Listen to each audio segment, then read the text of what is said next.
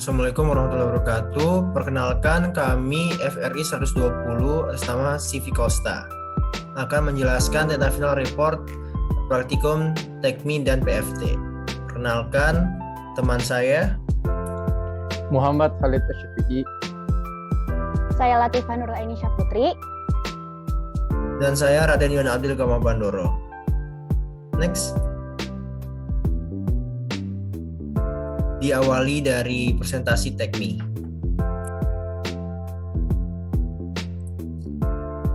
Ya, mulai dari gambaran bisnisnya. Civi Costa merupakan sebuah perusahaan yang memproduksi alat olahraga multifungsi dan praktis yang disebut BitTriker, yang bertujuan agar alat ini mudah digunakan di rumah dan tidak memakan banyak tempat. Civi Costa juga berlokasi di Kota Cimahi. Selain itu, pada Civi Costa memiliki visi dan misi. Visi yang pertama adalah menjadi perusahaan produk olahraga terbaik di skala internasional. Lanjut ke misi. Misi yang pertama adalah memberikan produk yang terbaik terhadap pelanggan. Yang kedua, melakukan inovasi produk menjadi yang terdepan. Dan yang terakhir, memberikan kesejahteraan terhadap pekerja. Next. Selanjutnya ada analisis STP dan marketing mix. Yang pertama adalah analisis STP. Terhadap geografis, produk kami akan dijual di daerah Kota Cimahi dan sekitarnya. Demografisnya, target penjualan BitTriker menyasar pembeli yang berusia 16 sampai 65 tahun. Psikografis, seluruh masyarakat dan behaviornya, BitTriker ini dijual secara onsite dan online. Lanjut ke sesi targetingnya. BitTriker ini memakai jenis target pasar dengan produk specialization dikarenakan produk ini belum dijual belikan di pasar sehingga produk ini tergolong baru dan berbeda dengan alat kesehatan lainnya. Next. Dalam positioning, produk BitTriker mengusung konsep dengan tagline yaitu berolahraga dengan nyaman dari rumah dengan 3-in-1 atau 3 fitur terhadap pada satu produk. Tagline tersebut merupakan sebuah harapan akan perubahan dalam pola hidup sehat. Konsumen dapat berolahraga tanpa harus keluar dari rumah atau harus pergi ke tempat gym, cukup dari rumah saja. BitTriker dapat digunakan untuk berolahraga pada area badan, kaki, dan tangan. Jika dilihat dari harga, BitTriker lebih efisien serta dapat dipakai di ruangan dengan space yang sempit. Next.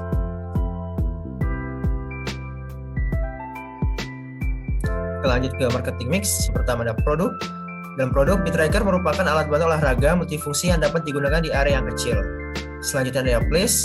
Pabrik dan gudang Civi Costa ini berada di Kota Cimahi, di mana lokasi ini sangat strategis dengan pusat keramaian dan lokasi vendor dari Civi Costa tersebut.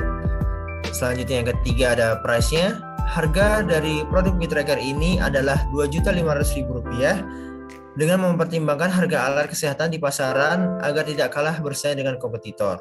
Yang terakhir ada promotion. Civi Costa mengoperasikan barangnya melalui media Shopee, spanduk, ataupun banner. Distributor dapat langsung berkunjung ke pabrik. Next. Selanjutnya ada strategi dan rencana pemasaran. Yang pertama ada potential market. Potential market dari produk BitTriker adalah industri alat kesehatan.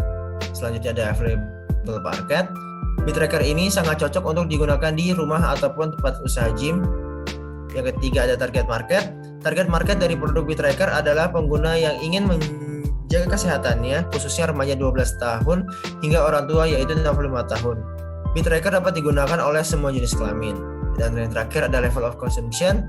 Jenis pasar di Civi Costa yang menjual produk BitTriker ini adalah pasar monopolistik, di mana bila dibandingkan dengan perusahaan alat kesehatan lainnya, produk ini terlihat seperti sepeda statis biasa, namun nyatanya BitTriker merupakan gabungan dari 3 alat kesehatan yaitu tummy trimmer, twisting, dan sepeda statis, sehingga Civi Costa dapat memberikan kepuasan lebih pada konsumen. Next. Selanjutnya merupakan rencana dijelaskan produksi. Demand forecastingnya yaitu didapatkan sebesar 7.360 dengan target kenaikan sales setiap tahun 0,1%. Sehingga pada tahun 2022 forecastingnya itu 7.360 hingga tahun 2027 mencapai 7.400. Dan untuk target kenaikan volume produksinya tiap tahunnya yaitu 0,3% dengan tahun 2022 sebesar 7.434 dan tahun 2027 sebesar 7.549.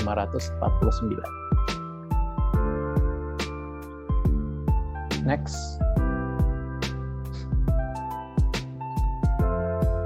Untuk rencana SDM pada CV Costa didapatkan dua kejadian, yaitu sebelum rekrutmen, yaitu ada CEO, ada HRD spesialis staff, ada finance spesialis staff, ada production manager, production operator, sales dan marketing manager, dan sales staff, sehingga didapatkan total pekerjanya itu dari tahun 2022 hingga 2024 sebesar 15.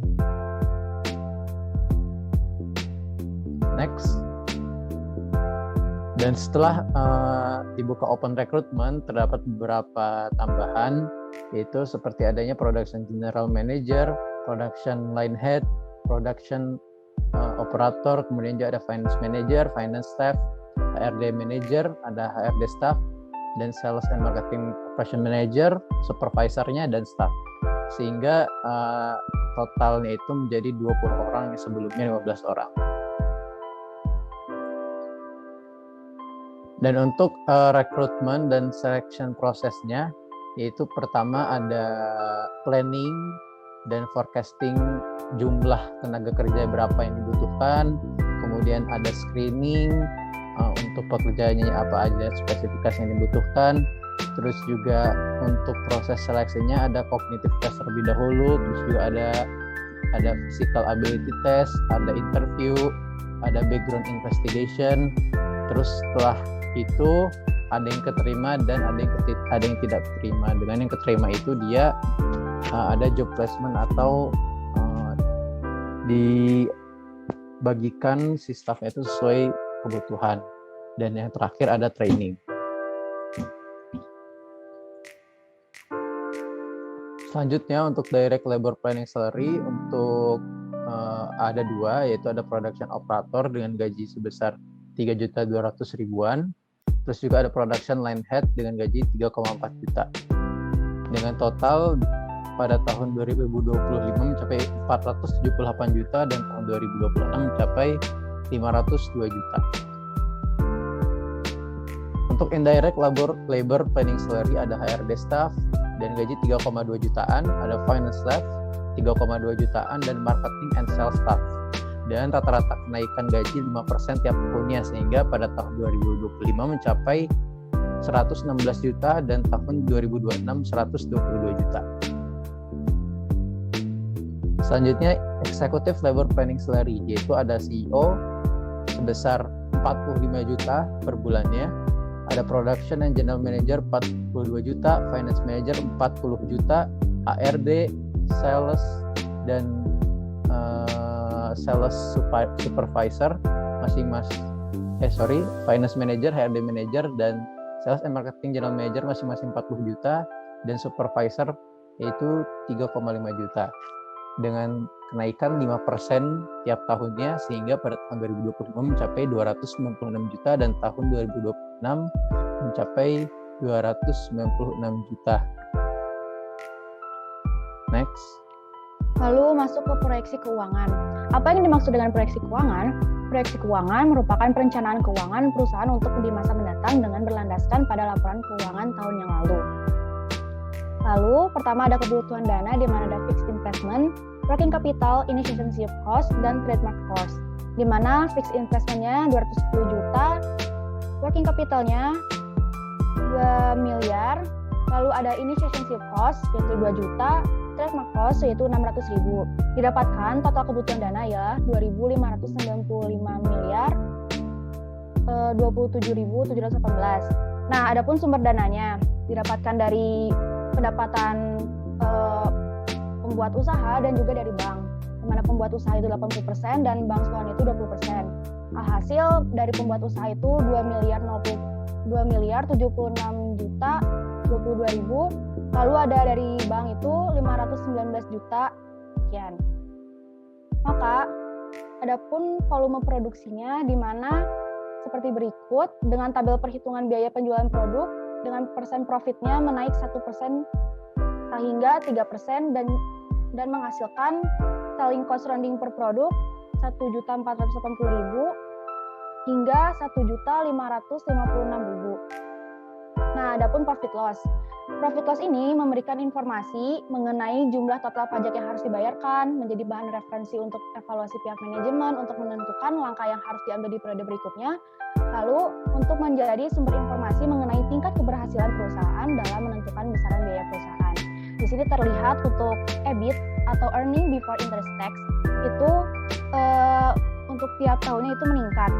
Lalu ada interest expense yaitu sebesar 38.342.380 hingga mencapai 5.306.000. Didapatkan dengan besarnya tax itu sebesar tahun 2021 itu 69.047.500 hingga tahun 2026 mencapai 87.639.401. Alhasil EAT yaitu earning after interest and tax yaitu 1.311 hingga 1.665 juta. Adapun cash flow. Cash flow adalah arus kas atau dalam bahasa Inggris dikenal dengan nama cash flow, adalah kenaikan atau penurunan jumlah uang yang dimiliki bisnis, institusi, atau individu. Di mana di sini tertera ada owner equities, bank loan, sales revenue, dan adapun mesin facility cost yang merupakan dari cash outflow atau biaya yang dikeluarkan dari perusahaan. Nah, didapatkan net cash flow-nya sebesar 2.381 hingga tahun 2026 mencapai 1.559. Dan didapatkan beginning cash balance-nya di tahun 2021 itu tidak ada karena baru dimulai usahanya. Lalu di tahun 2026 mencapai 7.197. Alhasil final cash balance-nya yaitu 2.381.673 hingga di tahun 2026 mencapai 8.056 juta. Analisis kelayakan. Adapun NPV dan PBP. Di sini kita perlu data dari initial cash flow, operational cash flow, net cash, dan P atau P garis miring F faktor. Di sini kita melakukan trial and error, di mana ada NPV kumulatif dan didapatkan interest rate-nya 8%, NPV-nya 3.333 juta, hingga payback period-nya 2,12. BP mencapai 8 hingga 1. Maksudnya di sini payback period itu perusahaan membutuhkan waktu 2,12 tahun untuk mengembalikan modal belanja. Lalu untuk BP dapat dinyatakan bahwa perusahaan tersebut layak karena dia melebihi atau dibuatkan menjadi 1. Lalu ada IRR, di mana perusahaan tersebut layak menjalankan bisnisnya karena nilai IRR lebih besar dari MAR, yaitu 45,47%. Artinya perusahaan dapat menghasilkan profit yang disimpan dalam bank. Lalu ada BCR-nya sebesar 1,19 yang melebihi 1. Hal ini menunjukkan bahwa perusahaan layak sehingga profit yang dihasilkan akan lebih besar daripada biaya. Lalu masuk ke praktikum PFT. Ya, pada praktikum PFT, yang pertama ada jarak antar supplier. Selanjutnya ke jarak supplier ke CV Costa A. Jarak supplier ke CV Costa A yang berlokasi di Jalan Sadang Buntu, Kota Bandung, yaitu dari BJ Home sejauh 10,5 km, Depo Jaya Bangunan sejauh 12,5 km, dan Toko Suniraja sejauh 7,7 km. Next. Jarak supplier CV Costa B yang berlokasi di Jalan Raya Soreang, Kabupaten Bandung, dari BJ Home sejauh 20,6 km, dari Depo Bangunan sejauh 22,6 km, dari Toko Sunirjaya sejauh 17,8 km. Next. Jarak supplier ke CV Costa C yang berlokasi di Jalan Melong Tengah, Kota Cimahi, yaitu dari BJ Home sejauh 10,6 km, dari depo bangunan sejauh 16,1 km dan toko seni raja sejauh 7,1 km. Next. Selanjutnya ada faktor rating. Di sini ada faktor rating yang memiliki kualifikasi seperti UMK, land cost, available land, supplier distance stainless steel, supplier distance knob bolt, dan supplier distance busanya. Di sini didapatkan alternatifnya sebelum normalization dan setelah normalization, yaitu dibaca dari normalization-nya dari kompeti A 86,62988, yang B-nya itu 100, yang C-nya itu 100 juga. Begitu juga bisa dilihat pada tabel. Selanjutnya, quality factor, potential market, transportation access, nature disaster, dan HR quality.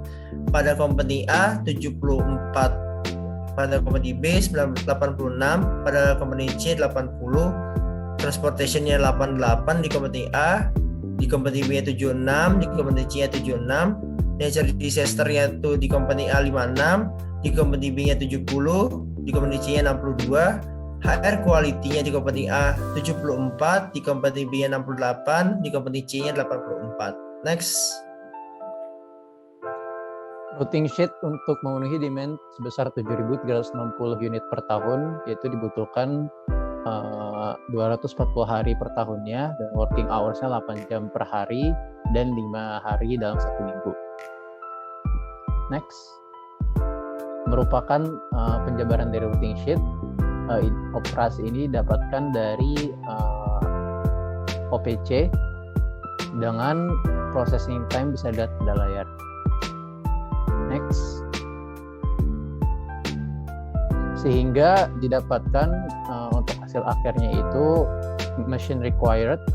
Kalau secara theoretical bisa dilihat ada tiap operasi itu dibutuhkan satu mesin, dan aktual juga didapatkan perhitungannya juga artinya satu mesin di tiap operasi, sehingga total mesin yang dibutuhkan adalah sebesar 13.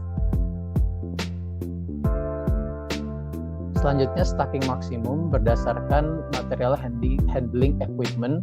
Nah, di sini bisa dilihat hasil stacking dari tiap form-nya ada 34, dengan yang terbesar yaitu sebesar 26.653 pada knob bolt.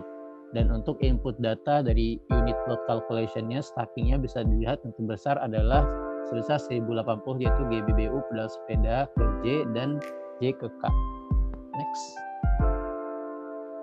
Nah, untuk determination material handling equipment, kita menggunakan troli dengan dimensinya 122 cm dikali 68,5 cm dikali 150 cm dengan kapasitasnya itu sebesar 2 ton. Dan ini merupakan penjabaran dari from to-nya, yaitu dari panjang, lebar, dan tinggi dari tiap operasi dengan akhirnya sebesar pada layar. Selanjutnya material total weight. Nah, di sini didapatkan dari tiap-tiap facility name-nya. Seperti contoh yang terakhir di meja packaging, itu total weight-nya itu didapatkan 400,08 kg per day dengan production unit per day-nya sebesar 31. Next. Nah, selanjutnya kita akan mengantar waktu pengantaran optimal ini didapatkan dari precedence diagram dengan load size-nya itu 1, dan processing time-nya juga bisa dilihat pada layar. Sehingga kita harus menghitung unit load dari masing-masing, yaitu unit load 1 didapatkan waktunya 1454 dan unit load 37 2176. Dan kedua unit load ini waktunya ini didapatkan dari MAE need yang sudah dihitung sebelumnya. Next. Untuk frekuensi pengantaran ini didapatkan dari from to, yaitu frekuensinya yaitu dari prepared unit dan total maksimum unit load yang bisa lihat di layar. Next. Adapun luas area, di mana luas area produksi itu 5.976 meter persegi. Adapun fasilitas berupa masjid, toilet, security post, dan employee parking, juga kantin. Office itu 140 meter persegi, lalu ada production floor 5.970 meter persegi, didapatkan total areanya 6.473 meter persegi. Lalu ada FTC, itu from to chart. From to chart kadang-kadang disebut dengan trip frequency chart atau travel chart, adalah suatu teknik konvensional yang umum digunakan untuk perencanaan tata letak pabrik dan pemindahan bahan dalam suatu proses produksi sebagai berikut. Lalu ada initial layout dengan keterangan seperti ada sebelumnya, seperti berikut. Lalu ada final layout yang akan dilihat di SketchUp.